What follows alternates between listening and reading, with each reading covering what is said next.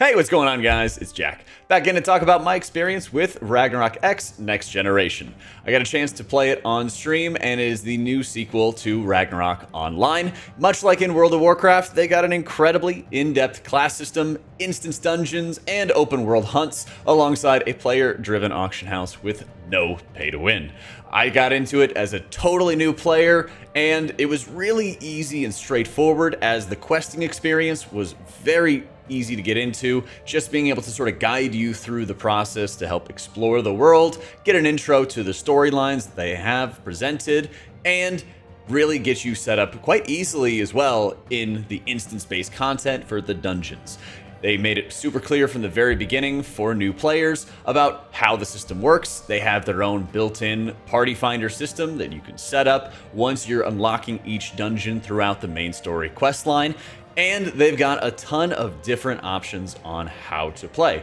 whether you're looking to level up a variety of different jobs. And keep in mind, their job system allows you to sort of branch out between being more support or caster oriented, just like we've seen in World of Warcraft as well, allowing you to customize your builds and try a number of different gameplay experiences. I, shockingly, ended up picking up the Acolyte class and started healing in some of the instance dungeons right as I got into the game, I think around level 15 or 20, with some really quick leveling. It was super easy to be able to form up groups, find people to play with, and start getting a good feel for my abilities in the early dungeons, where my healer spec is able to buff allies, increase their damage, put up some shields, and have some good heals along the way. It was really intuitive and easy to understand what I was getting into, and as I was completing the dungeon, not only was I getting better gear for my class, but I was also getting it for some potential off-spec, some other jobs. So I was easily getting myself set up not only to just play one spec in the game, but also to play some alternative builds. And the flexibility is a very key component of Ragnarok X.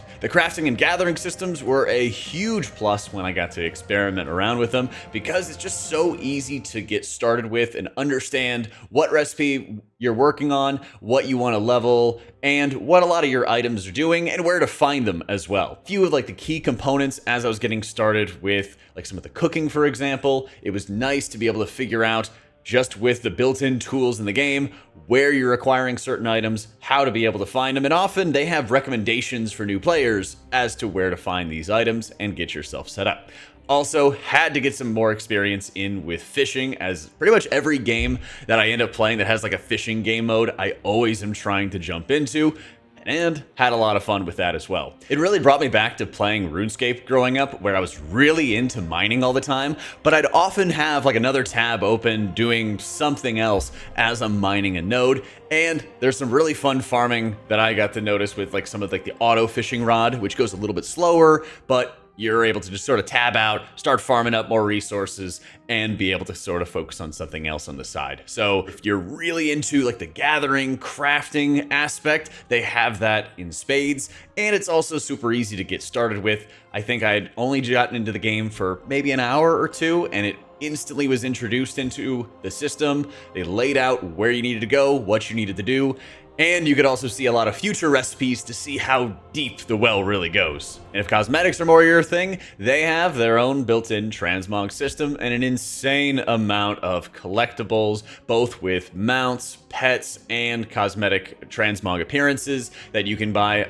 either with their battle pass system or with some of like the individual like shops that they have, but also a crazy amount of them in game. You have these MVP boss hunts as you get into some of the higher levels that you're able to hunt down bosses, kind of similar to what I experienced in Final Fantasy, where you're kind of getting people together, hunting down bosses together, and dropping a ton of really good loot. They even had some things working on some of the rankings as well for more competitive players. So there's a crazy amount in the game itself to be able to experience, and I was able to get into almost all of it in just a couple hours, as they made it really easy for new players to start going through the quest lines, leveling up, gearing up, and getting a good idea for what your abilities are, what they do. Tooltips were super prevalent and really easily laid out the information for what you're doing, what you need to focus on, and Also with boss abilities, I noticed right from the beginning, they would display what the boss's abilities are doing, really clear ground indicators for where to stand, where not to stand,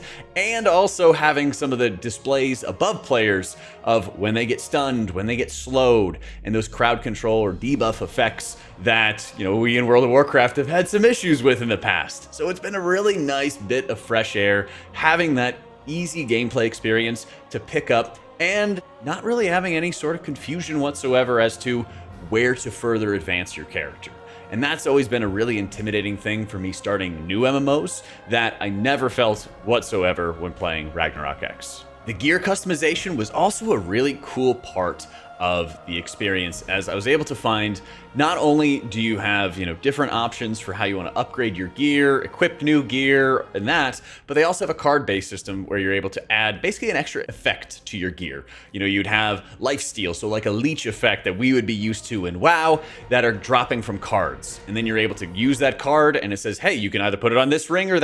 this earring, or this piece. And you can super easily find what it does, understand what it does, add it to your piece of gear, and make your character stronger along the way. So it's super straightforward in terms of how you're upgrading your character, very straightforward as to how your pathway is to further upgrade your character, level up your professions along the way, and of course, in a very beautiful world as well. So there's never been a better time to check out Ragnarok X Next Generation, and want to give them a huge thank you for sponsoring this video and for our stream. Be sure to check out in the description down below if you want to download it and give it a shot, as it just came out. Thanks so much for watching, guys. Hope you all enjoyed it, and I'll catch you all next time.